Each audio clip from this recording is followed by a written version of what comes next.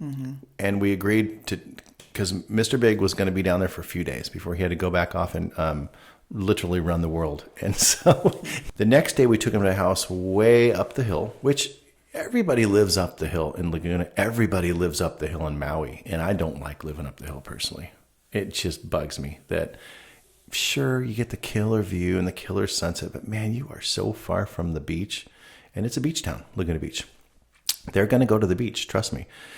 They rented a house on the beach for a damn reason, right? And so we took them way up the hill. It's called Top of the World.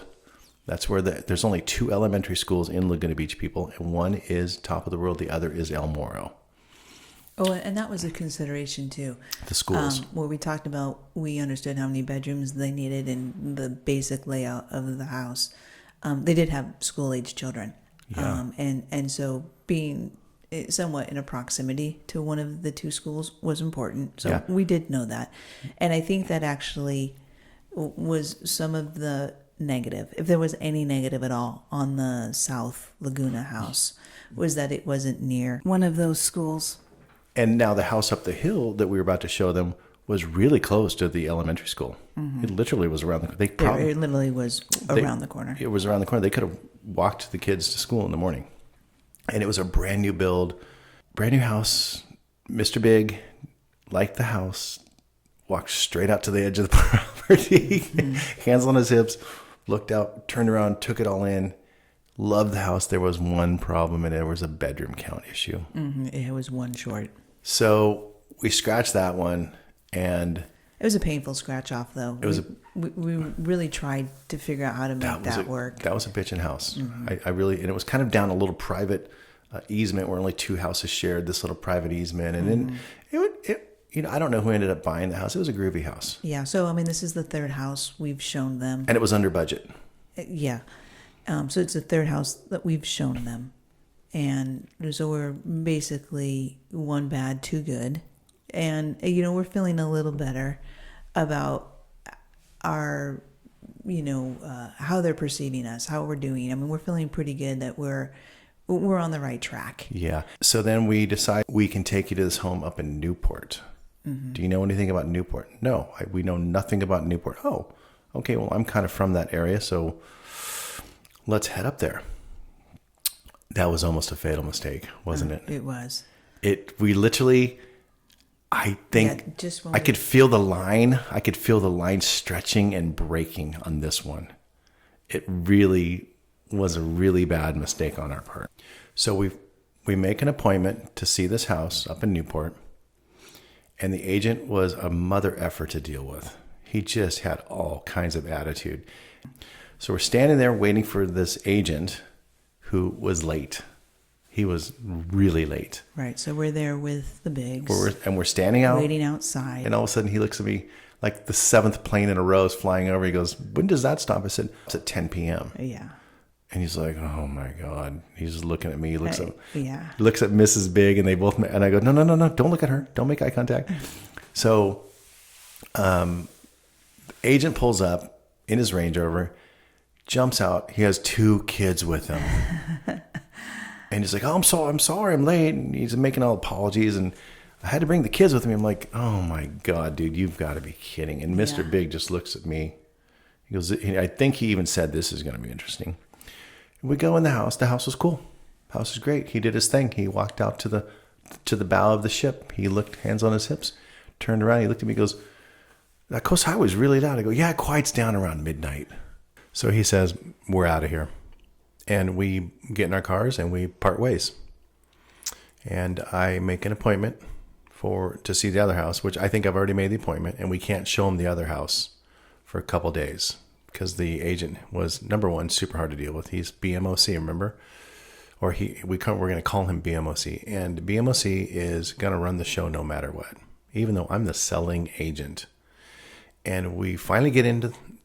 It's the day to show the house, and I had to reassure Mr. Big that I really think, sir, this is the house. This is the one, and it's not like we were saving it for last. It was just virtually impossible to get into. We show up. BMOC unlocks the door. he starts to come inside with us. And I turn around and say, hey, can we have some privacy so I can show my client's house? He says, no. I said, what do you mean no? He says, no.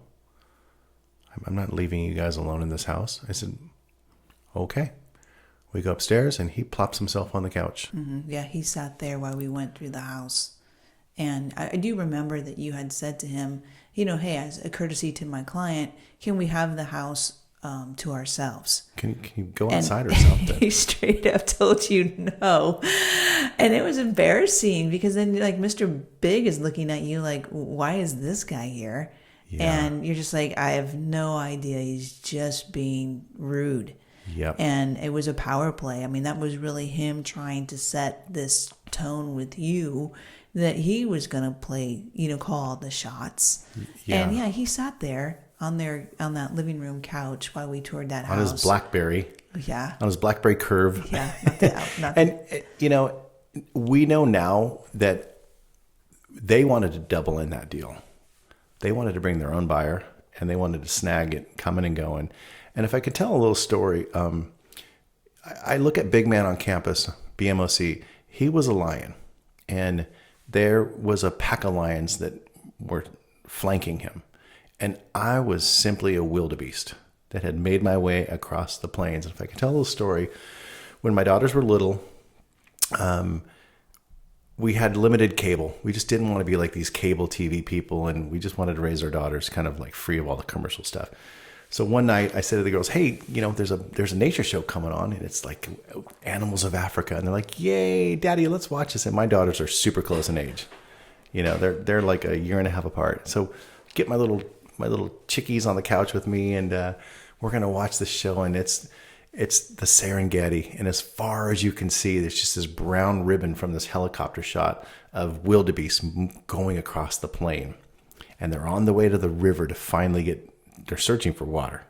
And this herd is huge. And in the herd are antelopes and, along with the wildebeest. And they, I said, yay, girls, the wildebeest, are going to get to the water. And along the way, they're showing little baby antelopes and little baby wildebeest. And my daughters are so excited. Yay, the little animals are going to, the babies are going to get to the river and drink.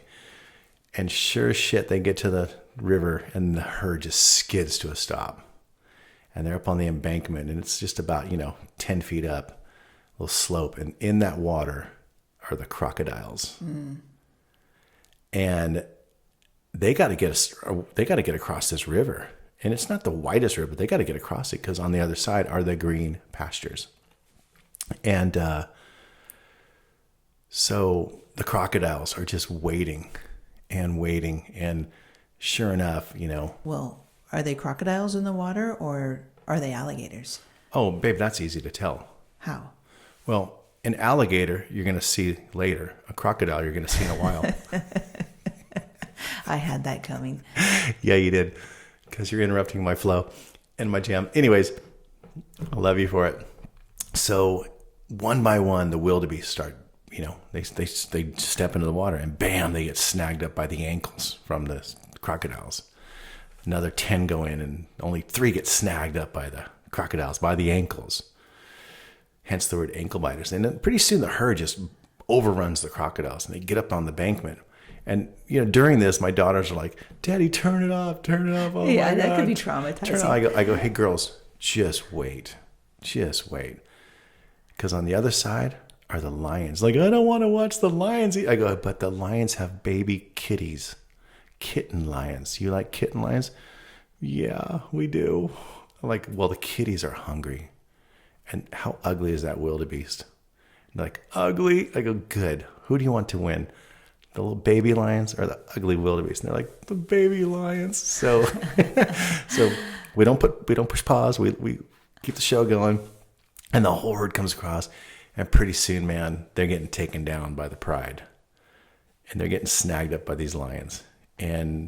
But the majority of that herd busts through and gets onto the greener pastures. Yeah. And what I like about that story is, here we are. I'm just a wildebeest. The only defense I have is kick, scratch, claw, headbutt. Uh-huh. And I'm going to use all of those. now because I'm up against BMOC now, who is basically akin to a lion, and I'm just a wildebeest. But I'm gonna kick, scratch, and claw that dude because now I know he's not cool. Yeah. So, when you're a realtor trying to find your client the perfect piece of property, That's all we're trying to do. yeah, I mean, we're so innocent about going through, our business. We have no intentions. There's no, other agenda. And then next thing you know, you're up against a fellow realtor who is sitting on the couch during, the showing. You've asked for your privacy. He's completely denied you. You wanted to see the house 2 days ago. He wouldn't let you in. And so now you understand at this point in time that BMOC is going to be one of your biggest obstacles. Yeah, he's beyond ankle biter. He is one of the lions. Yeah. And now I'm fighting him, which is, like we said in the first episode, don't fight the buyer agent who's actually going to be the selling agent. Right. Get along. It was gloves off. It at was this gloves point in time. off, man. And so it was gloves off for us. And so we left the showing. And How did they like the house? well, here it comes. We get we get a text about 2 hours later, and he says, "I'm going to make an offer on the house." And we go, "Bitchin', I'm really pumped for you." Yeah. And that house had been sitting there for 22 months on the market, 22 months. which was even more reason for us to scratch our heads and wonder why was BMOC being so difficult. Yeah, and at that point, we're like, F you and the horse you rode in on. Lo and behold, Jenny decides, hey, let's go down to the city counter and let's pull the file on that property. And we pulled the file on that property, and it was red tagged. Which means, That there was some construction work done there post build out, and the house was red tagged, and didn't tell us this. okay, And they fully well knew this. I love this story. Oh, that's a great story. That's a great story. Okay, so what happens is the builder, he is really proud of this new home. He didn't just build that home, but he actually built another home right next door. So this builder had built 2 homes. Completely different styles, Same floor plan. which honestly broke the bank. Same floor plan. Don't but do that. Completely different facades. Yep. And so one was very contemporary, and the other one was a very Santa Barbara kind of style, Yes. house. And so he was very proud that he had got this project completed, and so he had invited The LA Times. Yeah, he had invited the LA Times down to showcase the house. To be featured as House of the Week. Yeah, exactly. House of the Week. It's a kind of a big deal, right? Yeah. And so they do this whole segment on this house and this builder and the 2 homes, and it's got pictures and there's a lot of detail, and it's a big spread in the LA Times. So whatever, that's fine. But what happened is that the inspector for the city of Laguna Beach was reading the LA Times and saw this segment, and having their coffee in the morning was like, oh, hell no, that house doesn't have a movie theater in it. I inspected that house. That was not part of the She's plans. like, what movie theater? And sure enough, they went and knocked on the door and, basically found out that they had gone behind the city's back. And After construction, after they were